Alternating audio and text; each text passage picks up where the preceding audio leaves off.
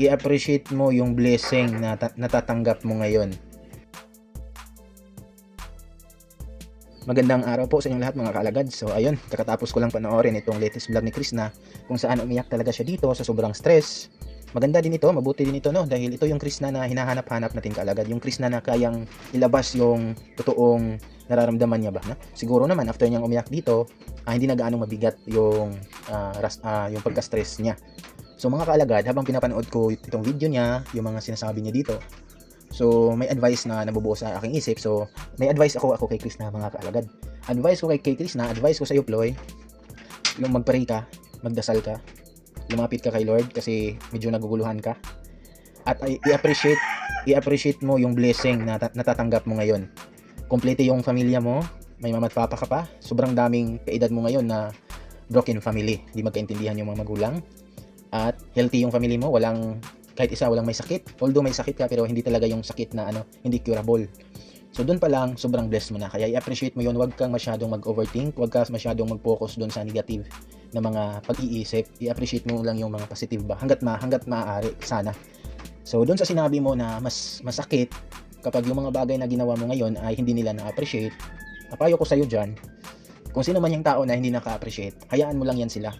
Typical talaga yan. Yan talaga kadalasan yung Pinoy, parang maiinip sila sa proseso, no? Gusto nila na may resulta agad. Hayaan mo lang sila Ploy kasi ituloy mo lang yung mga plano mo, farmhouse mo, kasi ikaw mismo ang nakakaalam na yun ang isa sa ikakabuti ng pamilya mo. Ituloy mo lang kasi pag dating ng panahon na successful na, nagbunga na yung mga effort mo, yung mga sinimulan mo na ikakabuti ng pamilya mo, yung mga tao na hindi na-appreciate yung mga ginagawa mo ngayon na nasa processing stage ka pa, proseso pa is, ayun, magbago din yan pag may resulta na. So, hayaan mo lang, Ploy, hanggat maaari. So, ayun dasal kay Lord, appreciate yung mga blessing, like that. So, kahapon naman, sa live ni Ploy, nabanggit, trending ito ngayon sa mga kalagad natin, yung pagbawal na niya sa kanyang reactor. So, may ginawa akong video kung saan habang nanood ako ng live niya, pero ngayon talaga, may mensahe ako kay Chris na tungkol doon kasi pagkasabi ni Ploy na bawal nang mag-react like that, medyo may hesitation siya. Hindi siya sigurado kung dapat ba o hindi ba dapat na pagbawalan yung mga reactor, yung mga bumubuo ng grupo para suportahan siya. So advice ko lang sa iyo Ploy na as long as hindi kami hindi namin kinoconnect simula ngayon, hindi ko na talaga kung ano man yung may content ko, hindi ko talaga i-connect. Pero last na ito, hindi ko talaga i-connect sa kabila, no? Sana din yung mga nasa group na yan is maintindihan nyo din si Chris na kahit ipagpatuloy nyo na yung group na yan, wag din kayong gagawa na ikapasama kay Chris na, no? Kasi pangalan ni Chris na yung dinadala nyo dyan. So iwasan nyo na lang na siraan yung kabila, i-connect yung kabila nang maging positibo lang yung mga topic nyo dyan, no? Kung ano yung ikakabuti ni Chris na, like that. Yun lang naman, simple lang naman yung hiling ni Chris na. So nasali ko to ngayon kasi may nag-comment kasi sa video na in-upload ko kagabi na napansin niya rin na medyo may hesitation si Chris na doon sa live niya na pagbawal sa mga reactor. So paliwanag ko lang sa'yo Ploy, na yung mga reactor na yan, yung mga group na yan, kami mga reactor, yung mga group na yan is sila po yung dumipinsya sa'yo nung panahong binabash ka talaga ng marami nung nung galing kayo Mindoro, no? At wala namang ibang rason kung bakit nagkaroon ka ng basher, maraming basher, kundi dahil doon sa nangyari sa Mindoro, di ba? Although wala silang sa kabilang side, wala silang sinabi na malandi kang babae, ganyan kang klaseng babae, pero yun po ang may isip tayo sa viewers. Yun po ang gusto nilang base sa mga salita na lumabas sa bunganga nila. Yun ang gusto nilang i-portray sa isipan namin na ganun kang klaseng babae. Kasi lalo na may third party na involved, si Sir Dudes, yun ba yun? So ayun. So yung mga Chris Pao fans ko noon na siguro simulan pa nung una ay hindi ka na talaga nila gusto, hindi na nila gusto yung galawan mo, hindi nila gusto, hindi ka bagay kay Sir Paul. That time na pagkatapos ng Mindoro, sila yung pumutok talaga na parang lumabas yung tunay nila na i-bash ka kasi ayun sa wakas hindi talaga ako nagkamali sa duda ko ito sa babaeng to, kaya inatake ka that time nung mga basher. Although walang sa kabilang side wala silang sinabi na malandi ka, pero yun yung gusto nilang i-portray sa isip namin mga viewers na ganun kang klase.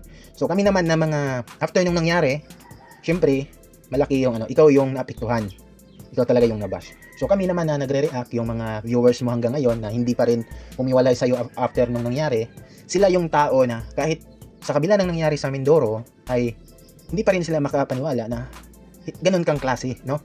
Gusto pa rin nila makita na parang may ano ba, nakikita nila na mabait ka, deserve mo na suportahan pa rin. So yung mga gumawa ng group na yan, the time na tahimik ka, wala kang paglilinaw na or depensa na action, is yung mga yung mga gumawa ng group na yan, kaming mga reactor, bali kami yung tumayo or nagdepensa sa'yo, sinasagot yung mga basher. At alam naman natin kung saan nanggaling ang basher at kung anong rason kung bakit meron kang basher, diba?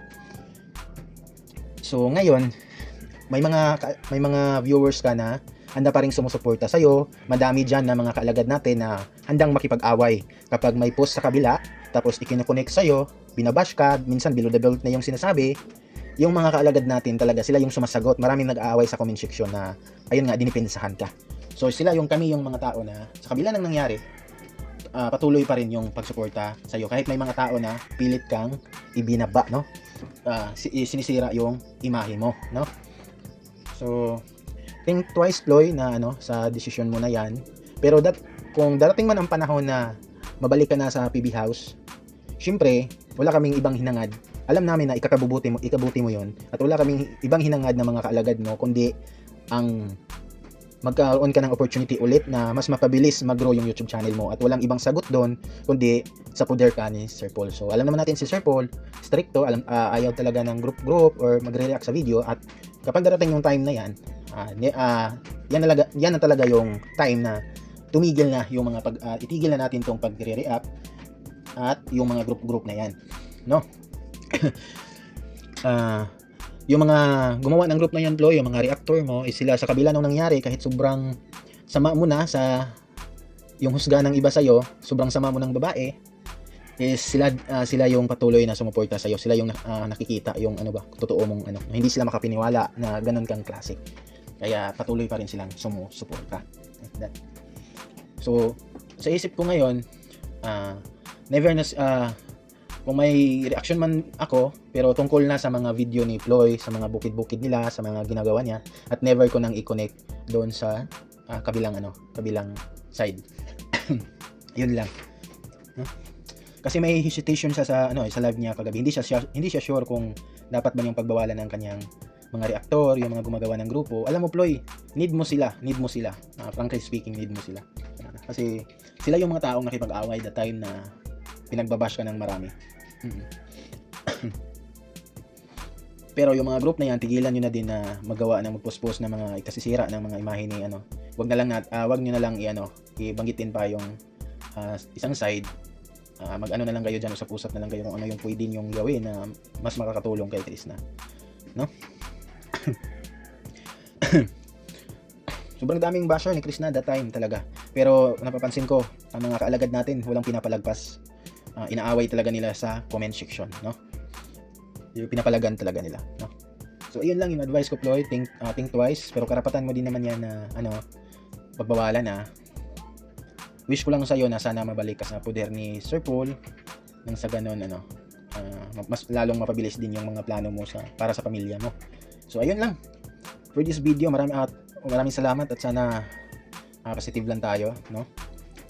At God bless sa inyong lahat, mga kaalagad. And subscribe my YouTube channel at i-like itong video.